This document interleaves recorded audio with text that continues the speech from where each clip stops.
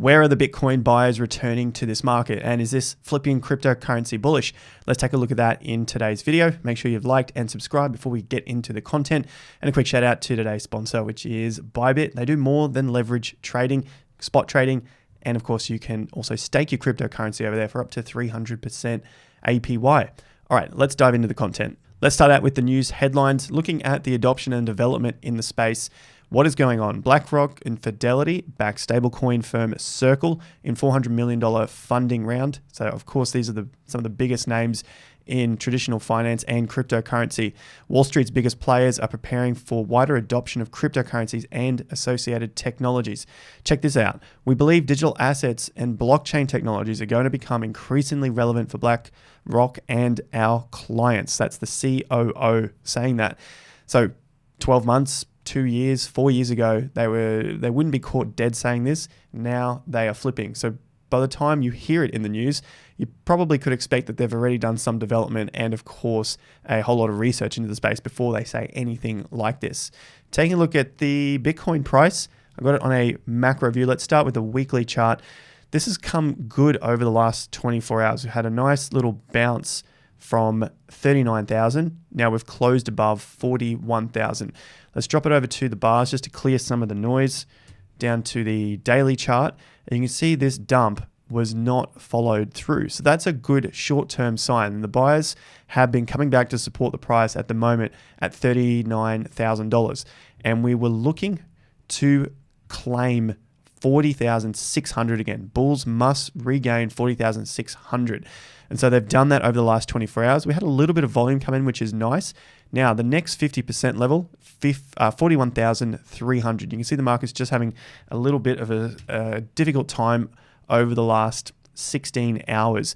You can see last night, got rejected again, and rejected, and rejected, and rejected. You can see all the rejections here at 41,300. So this is the next level that the bulls are trying to reclaim. From that point, I'm looking towards, in the short term, 43,450, because that's basically the 4-hour bar before the market took that next dump down and really started to get that extreme fear in. So this, for me, was the extreme fear. Well, for the market, that was the extreme fear from 43 all the way down to 39. So it lost 10% quite quickly. And like we saw yesterday, the news was very negative. The market sentiment was very negative, and people were calling for even much lower prices, to sort of break down and head towards that 20,000. But we've got to take it one step at a time, and the market has regained the 40,500, and now it's just finding some resistance at 41,300. So one step at a time. That's always going to be the case while we have a lot of support and resistance throughout this period. The market tends to move a lot cleaner when there is not so much overhead support or resistance, and that gives us much cleaner moves and easier moves when you get that full greed and FOMO experience in the market and things just seem like they're only ever going to the moon. And you can see that happen from November, October of 2020, and then we basically just shot straight up because there was just no overhead resistance. But we now have a lot of price action in between $30,000 and $70,000. So this is always going to be a bit of a struggle and a lot of uncertainty during this period. What we want to find is just how the market is putting in these higher lows and not breaking them down at this point in time. So that's still a good sign for us, even though things don't seem all that extremely positive. The buyers are stepping back in for cryptocurrencies. Everything is holding up at this point in time. You can see the dominance here. We had that mini altcoin season as the Bitcoin dominance broke down from the uptrend. It got rejected at the 50% levels. And then we went on that little mini altcoin season run. Now you can see that we've fallen back to the 50%, around 41.5% of the total market cap. This is for Bitcoin.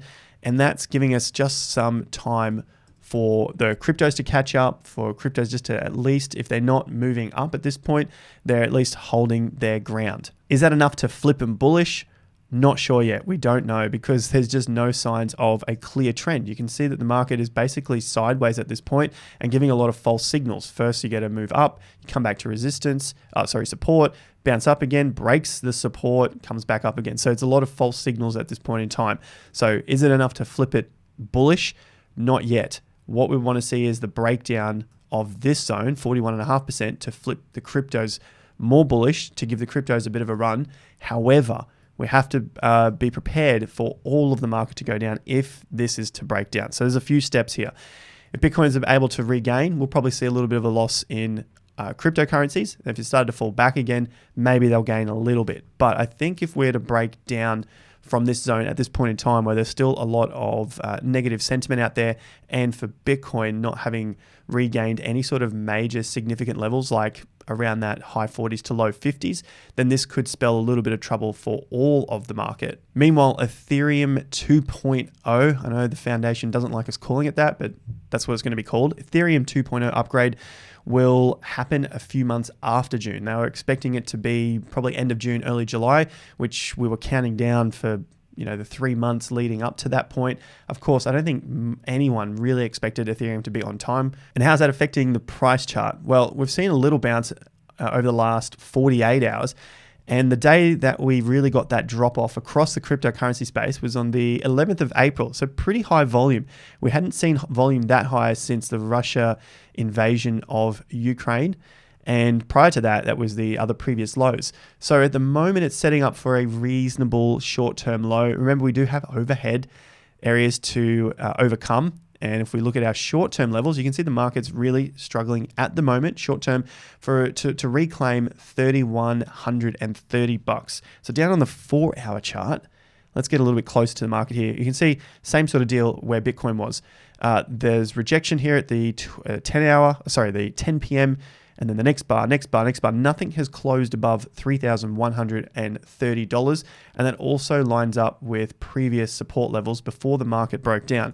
So for chart reading, for tape reading, the old school tape reading, this bar right here, this is the 11th of April, 6 p.m. in my time zone. This is going to be a critical bar for me in the short term. And the top of that bar is $3,181.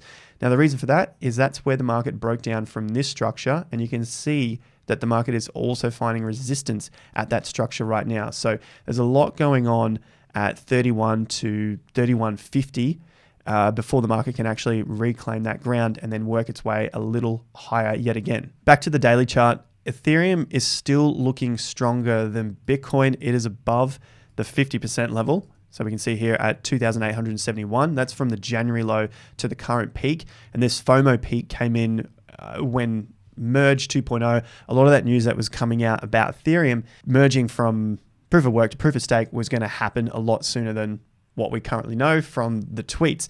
And so that's obviously taken some of the heat out of the market. But the good news, it's still holding pretty well above the 50%. Call it 2,900 as a round number.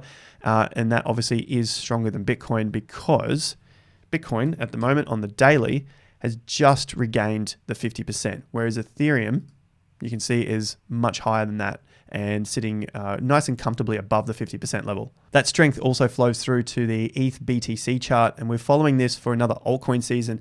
So not to get too hyped up, and most importantly, not to get swept up in the FOMO, which we saw come out close to these peaks, which was late March and early April. We saw it on Bitcoin in late March and early April. This was a lot of the altcoin FOMO because the market had already been running up for 2 weeks. And we could tell that the end of the alt season was coming to a close because Ethereum BTC was coming at, is heading towards resistance. That's at 50%, 0.076. You can see there was a lot of resistance in the past, back from May 2021. You can see the BTC dominance was coming towards some support. Look at that, late March to early April. So there's so many things lining up to say that even though there was a ton of hype in the market through here for altcoins, that was possibly the end of that altcoin season run. So we've now cooled off a little bit. Are we ready to tackle that again? We need to see a breakout of BTC dominance, but of course not too fast because that could really, really scare the market as the dominance is getting closer to these lows and Bitcoin basically breaking down. And we want to see Ethereum also break the resistance level here at 0.078. So that's the test at the moment. So if we can get a couple of these positive signs lining up for the cryptocurrency space, then maybe we'll get another small mini altcoin season. Speaking of altcoin seasons, Ripple has had a very difficult time getting any sort of movement. Just a quick note on the news here. Ripple claims a very big win in the SEC case. Okay, great. They've got a very big win. This was over the last 24 or so hours. As for the price of XRP, just to take a quick note here, because we're going to have a look at Solana as well. It's only just reclaimed the 50% level. Positive news comes out as basically only done 2%.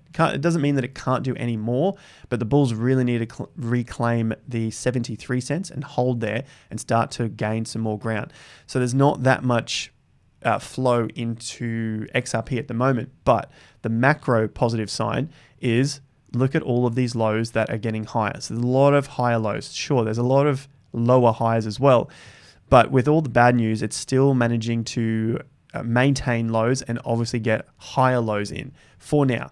Of course, if these lows started to break down, you've got the first one here at 60 cents, then another one at 54 cents, and of course around 50 cents. If that all started to break down, then you would probably say that it doesn't matter what happens, XRP has to go back down and test other levels, because there's some pretty critical structure at this point in time, especially with how negative the news is. So not too bad for XRP at the moment. Bulls must reclaim 73 cents. Positive news didn't really do too much. The trend is still very uncertain, but it's trying to gain some short-term ground to the bullish side. Taking a look at Solana, it had the pump that we were expecting as a potential relief rally. The good news at the moment is that it's holding up for the last few days, and it's at a higher low, and it's holding above the downtrend. That's exactly what we were expecting, because eventually the downtrend has to flip and it has to get some sort of energy back in the market, because it's just been depressed so heavily from those November highs.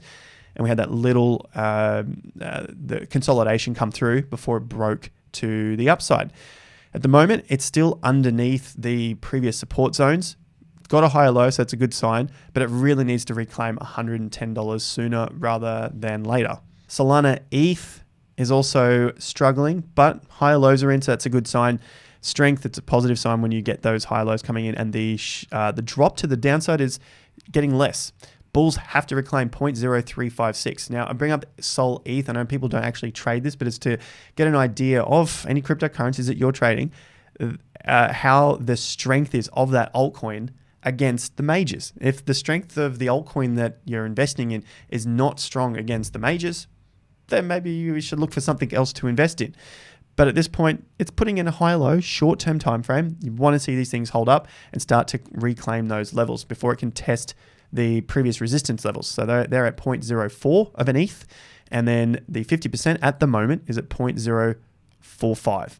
All right, if this broke down from these lows at 0.03, and also this downtrend, so basically if this started to break down from here, I'd say that's very, very weak, and you're probably looking to ETH as being the much stronger cryptocurrency compared to Solana, because essentially it's breaking down against ETH. Doesn't mean the price, the USD price, is going down, but you're going to be getting bigger gains holding ETH than Solana just by looking at a chart like this. So in the short term, the buyers are coming back to Bitcoin. We can see that to reclaim the 50%. Let's see what happens over the next 12 to 16 hours before we get the close come in, because that's going to really show us whether the bulls are here to drive us back towards those mid to high $40,000 ranges. And then maybe we get that flip over into cryptocurrencies and we get a little bit of a move up on some of these cryptos. Check out the link to Bybit, where you can stake and trade on spot markets. You can also get up to $3,000 of sign-up bonuses. Link is in the top of the video description. I'll see you guys at the next video. Like and subscribe. Until then, have more fun to get more done.